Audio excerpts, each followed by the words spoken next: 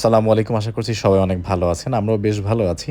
আজকে হচ্ছে আমাদের প্ল্যান, ঈদে যেহেতু কয়েকটা বাংলা সিনেমা রিলিজ হয়েছে এবং সবগুলোই বেশ ভালো এরকম লোকমুখে শোনা যাচ্ছে। তো আজকে আমাদের প্ল্যান ছিল দাগি দেখার।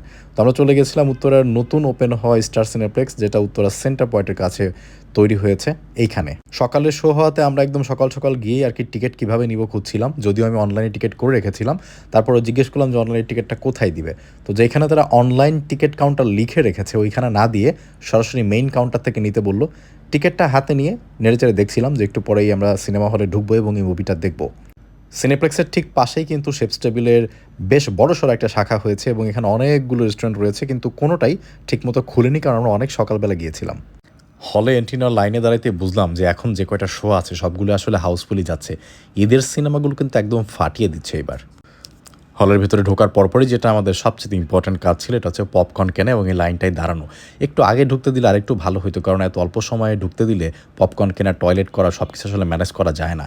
যাই হোক, আমি আগেও বলেছিলাম, আবারও বলছি, পপকর্নের যে দাম, কিছুদিন পর থেকে আমি সিনেমা দেখতে গেলে আর পপকর্ন কিনবো না। দেখেন, টিকিটটা নিয়ে মাথাটা ঘুরে গেল। 380 টাকা নিয়েছে একটা মিডিয়াম সাইজের পপকর্নের জন্য। এভাবে চলতে থাকলে সিনেপ্লেক্স থেকে আসলে পপকর্ন এবং অন্যান্য খাবার দাবার খাওয়া একদম বাদ দিতে হবে, দরকার হলে না খেয়ে মুভি দেখবো। পপকর্নটা নিয়েই আমার হঠাৎ করে মনে হলো যে দাগি সিনেমা দেখতে আসলাম, অথচ এই সিনেমার পোস্টারের সাথে একটাও ছবি তুললাম না। এটা কি হয় নাকি বলেন? তো গুটি গুটি পায়ে আমি আর আমার ওয়াইফ এগিয়ে গেলাম যে একটু ছবি তুলে আসি। তখনই দেখলাম আমার অন্যতম পছন্দের একজন অভিনেত্রী, যাকে আমি চিনি হুমায়ুন আহমেদের নাটক থেকে। এই যে দেখেন, ওই যে হলুদ ড্রেস পরা, বলেন তোর নাম কি? এটা আপনাদের জন্য কুইজ। দাগি সিনেমায় উনিও কিন্তু আছেন। যাই হোক, ওনার সাথে দেখা তো হয়েছিল, কিন্তু আমরা আসলে ছবি তুলতে যাইনি। অনেক লোকজন যাচ্ছিল এবং ভাবলাম যে এই মুহূর্তে ওনাকে বিরক্ত না করাই ভালো। উনি অবশ্য দাগি সিনেমার অভিনেত্রী হয়েও দেখতে এসেছিলেন বরবাদ। আমরা কিন্তু দাগেই দেখবো। সো আমরা ঢুকে গেলাম সিনেমা হলের ভেতরে। আমরা অনেক আগেই ঢুকে গেছিলাম, প্রায় 10 মিনিট আগে, যার কারণে হলটা একটু ফাঁকা ফাঁকা লাগছিল।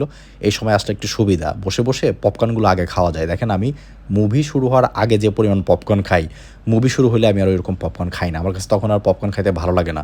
মানে মনোযোগটা আমার সিনেমার দিকে যাওয়া উচিত, তাই না?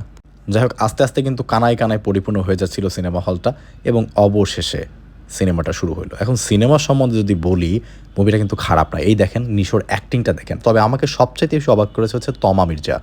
আফরান নিশোর অভিনয় সবসময় ভালো এবং আমি গত 2টা মুভিতে একটু লক্ষ্য করলাম তমা মির্জাও দুর্দান্ত অভিনয় করে। তবে এই সিনেমাটাকে যদি আপনি আমাকে বলেন আমি কিভাবে দেখেছি, আমি বলবো সিনেমা ঠিক আছে মোটামুটি, কিন্তু ঈদের সিনেমা হিসেবে বরবাদ যেভাবে সারপ্রাইজ দিয়েছে দাগি সেটা পারেনি। দাগি আমার মনে একদম দাগ কাটে নাই।